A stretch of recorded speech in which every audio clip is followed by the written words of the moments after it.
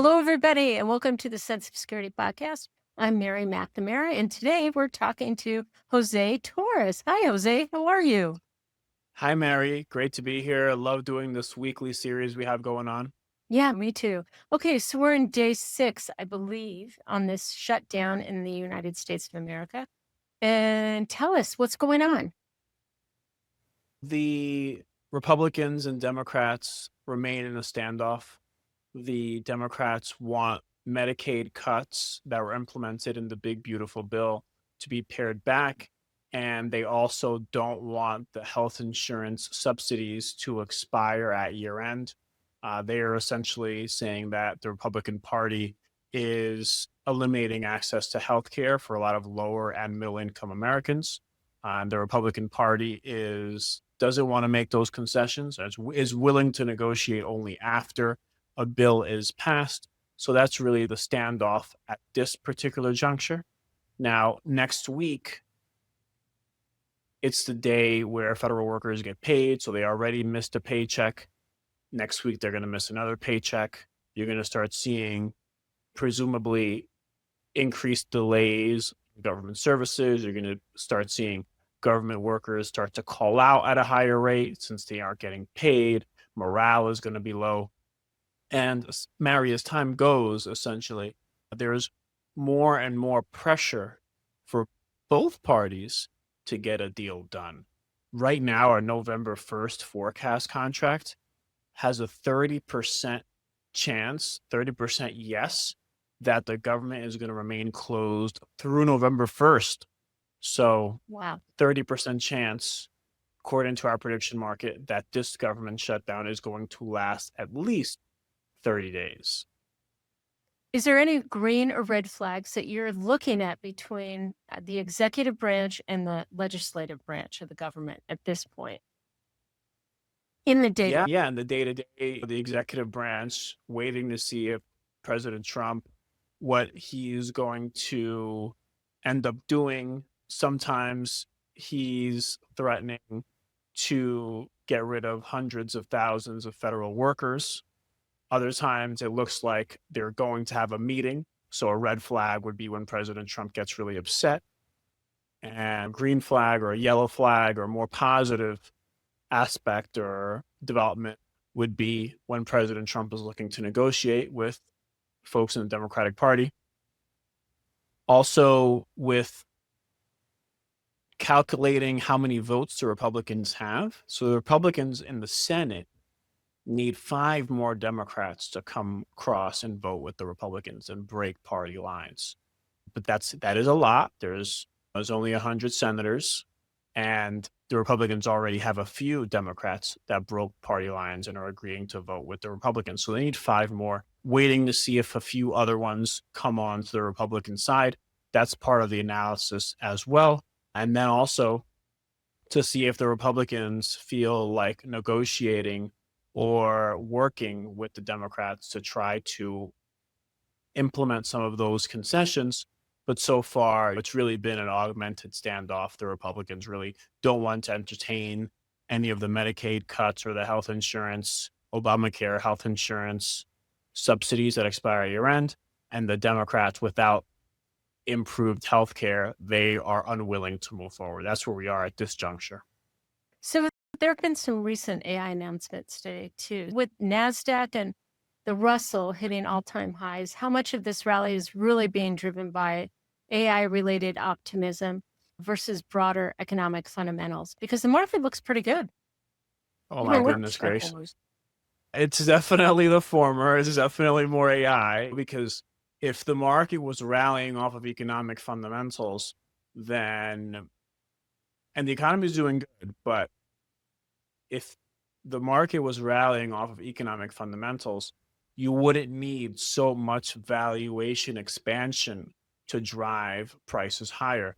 You could allow earnings to drive prices higher. But the reason it's an AI craze is because we're pricing in the future earnings a lot faster than usual. And you can quantify that by a forward PE on the S&P 500 of roughly 23, meaning that the next 12 months of profits trade 23 times the S&P's price. So theoretically, if earnings were stable, you would have to wait 23 times to get your investment back as an investor. So that's the price to earnings multiple. It's an important valuation metric.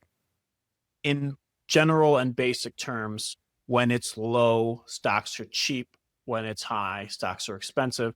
And right now, stocks are very expensive. It does not mean that they can't get more expensive. They can certainly get more expensive.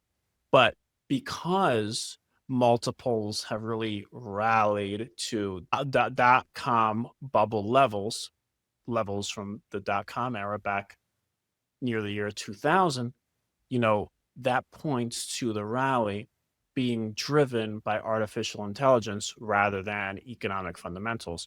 On top of that, when you look at which sectors of the market are leading the gains, as well as which specific companies, you realize that they're all very AI influenced and they're huge providers, supporters, and users of artificial intelligence. So absolutely an artificial intelligence rally since Chat GPT came out back in 2023. Absolutely. So what about gold? It also reached a high too. So what does that signal about investor sentiment, especially in the context of rising equity markets and the shutdown risk? Yeah, gold is unbelievable. You have a huge rally this year. I think it's up 47%. I'll give you the exact number in a second. Year to date, you're up 51%, Mario. Wow, 51% on gold. Wow. And really, we're calling it the monetary debasement trade. Essentially, a lot of central banks around the world are tolerating inflation to be above their targets. So national debt is incrementally becoming less of a safe haven. So institutions, central banks, namely international central banks, instead of buying a lot more US treasuries or having a share of their portfolio have a heavy amount of US treasuries, they're choosing now to diversify a lot more with gold because US treasuries can be subject to too many rate cuts from the Federal Reserve or inflation expectations that become unanchored, and the dynamics between the Fed's employment mandate and inflation mandate beginning to change quite significantly.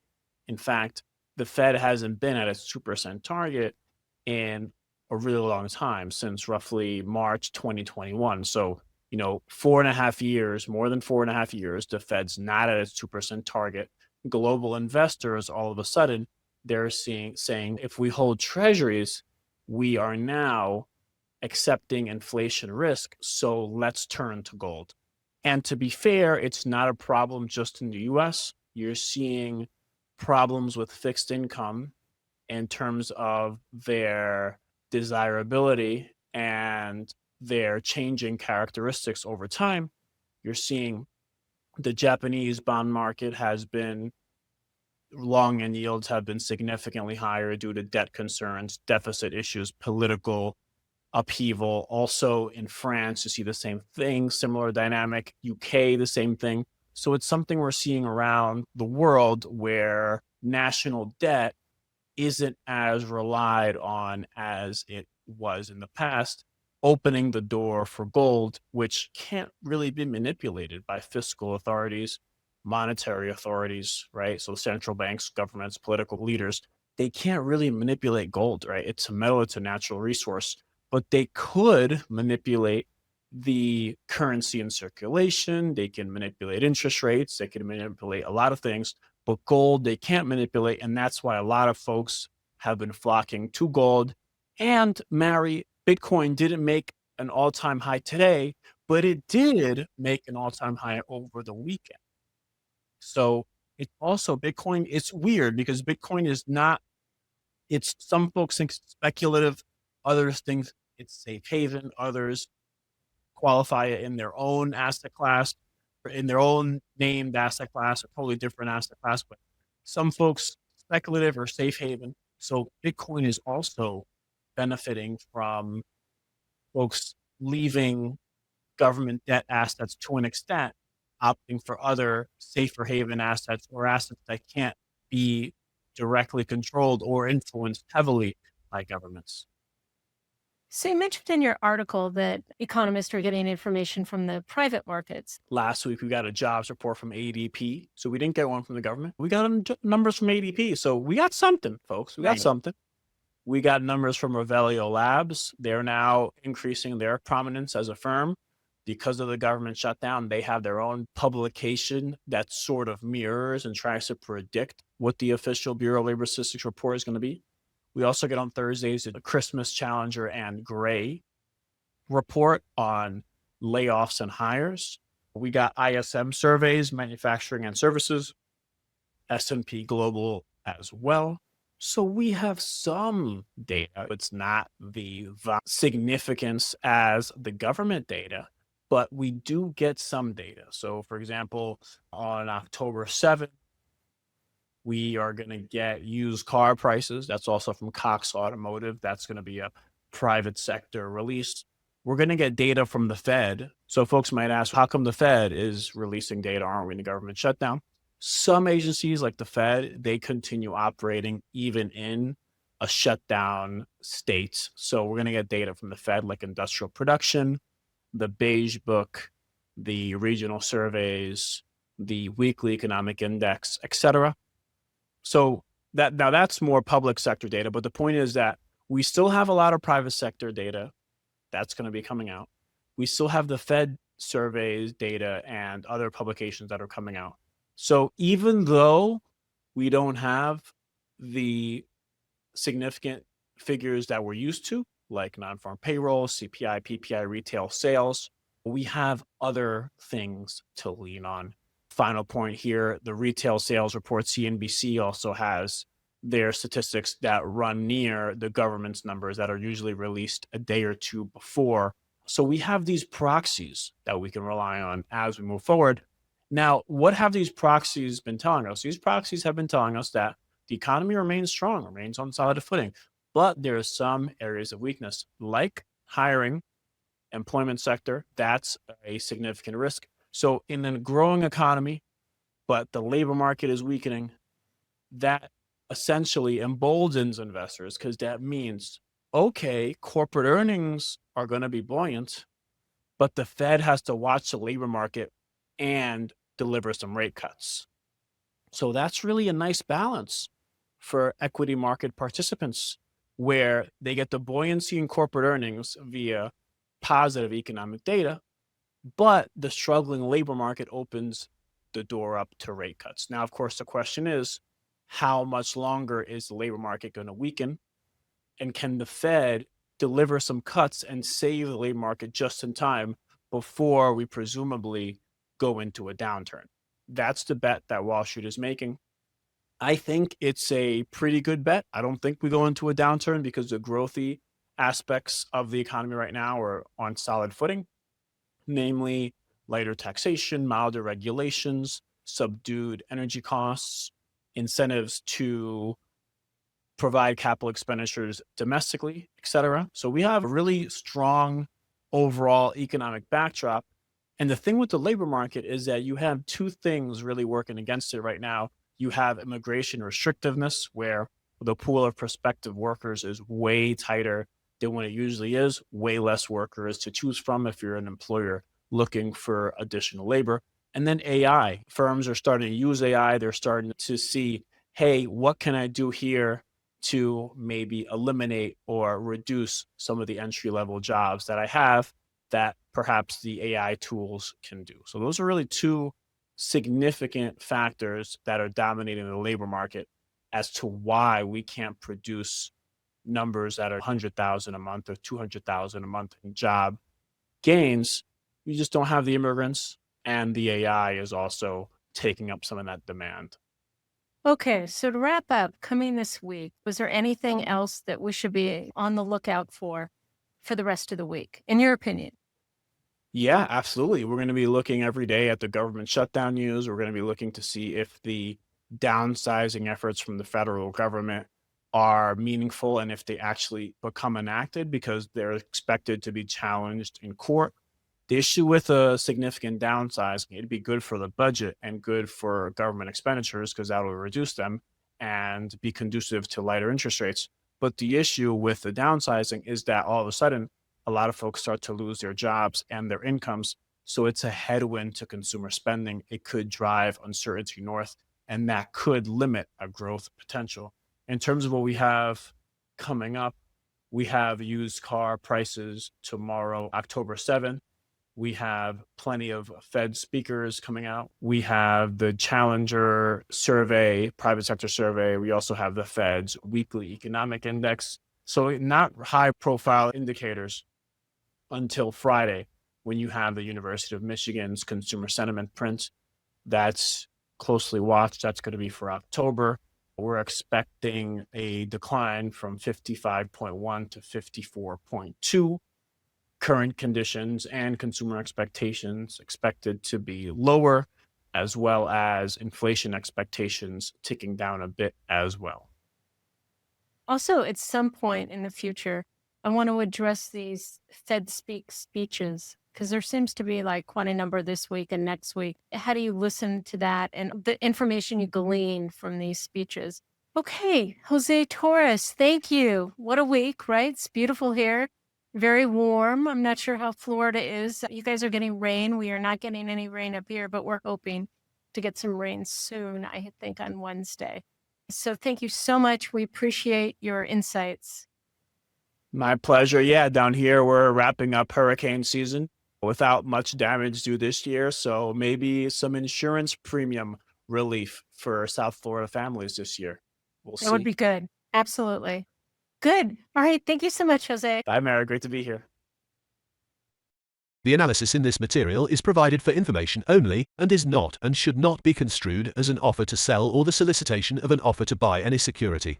To the extent that this material discusses general market activity, industry, or sector trends, or other broad-based economic or political conditions, it should not be construed as research or investment advice. To the extent that it includes references to specific securities, commodities, currencies, or other instruments, those references do not constitute a recommendation by IBKR to buy, sell, or hold such investments. This material does not and is not intended to take into account the particular financial conditions, investment objectives, or requirements of individual customers. Before acting on this material, you should consider whether it is suitable for your particular circumstances, and, as necessary, seek professional advice. Displayed outcome information is based on current market sentiment from ForecastX LLC, an affiliate of IB LLC. Current market sentiment for contracts may be viewed at ForecastX at forecasttrader.interactivebrokers.com/en/home.php. Note: real-time market sentiment updates are only active during exchange open trading hours. Updates to current market sentiment for overnight activity will be reflected at the open on the next trading day. This information is not intended by IBKR as an opinion or likelihood of a potential outcome. Interactive Brokers LLC is a CFTC registered futures commission merchant and a clearing member and affiliate of ForecastX LLC. ForecastX is a CFTC registered designated contract market and derivatives clearing organization. Interactive Brokers LLC provides access to ForecastX forecast contracts for eligible customers. Interactive Brokers LLC does not make recommendations with respect to any products available on its platform, including those offered by ForecastX. Forecast contracts are only available to eligible clients of Interactive Brokers LLC, Interactive Brokers Hong Kong Limited, and Interactive Brokers Singapore Pte. Ltd. Futures, event contracts, and forecast contracts are not suitable for all investors. Before trading these products, please read the CFTC Risk Disclosure. For a copy, visit our Warnings and Disclosures page. This is commentary on economic, political, and/or market conditions within the meaning of CFTC Regulation 1.71 and is not meant to provide sufficient information upon which to base a decision to enter into a derivatives transaction.